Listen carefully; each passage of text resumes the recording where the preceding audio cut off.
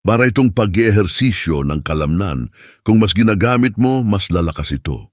At kung gusto mo ng isang nagbibigay inspirasyong halimbawa, isipin si C.S. Lewis. Siya ay isang ateista sa loob ng maraming taon na lumalaban sa ideya ng Diyos. Ngunit nang harapin ang katotohanan, nagpasya siyang magbigay ng puwang upang muling buhayin ang kanyang konsensya. Ang resulta, siya ay naging isa sa pinakadakilang manunulat at tagapagtanggol ng pananampalataya noong ika-20 siglo na nakakaapekto sa milyon-milyong tao sa buong mundo. Marahil ngayon ay nakakaramdam ka lang ng isang bahagyang inis, isang tusok sa kaibuturan.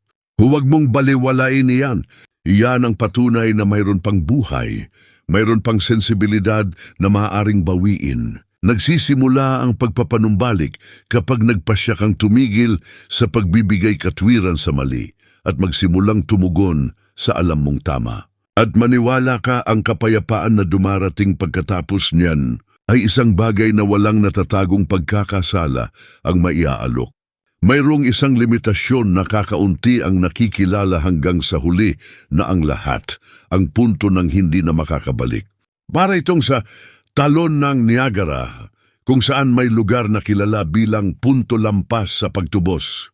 Sinasabi ng mga gabay na kung ang isang bangka o manlalangoy ay lampas na roon, ang lakas ng agos ay napakatindi na wala ng paraan upang makabalik. Narinig ko ang kwento ng isang lalaki na nakatawid na sa kanal ng Ingles ng maraming beses at nagpasya na hamunin ang puntong iyon. Sumisid siya, lumangoy ng malakas at pagdating sa kritikal na lugar, kumaway sa madla na parang sinasabi, "Kaya ko!" Ngunit hindi niya kinaya. Natagpuan ng kanyang katawan ng malayo sa ibaba ng ilog, walang buhay. Ganyan din sa buhay espiritual. Mayroong isang punto sa pagtanggi kay Kristo o sa kapabayaan sa kanyang tinig kung saan tumitigas ng husto ang puso na ang konsensiya ay tumatahimik magpakailanman.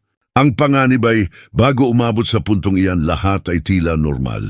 Ang tao ay tumatawa pa, nagtatrabaho, nakikipag-usap, nagpaplano,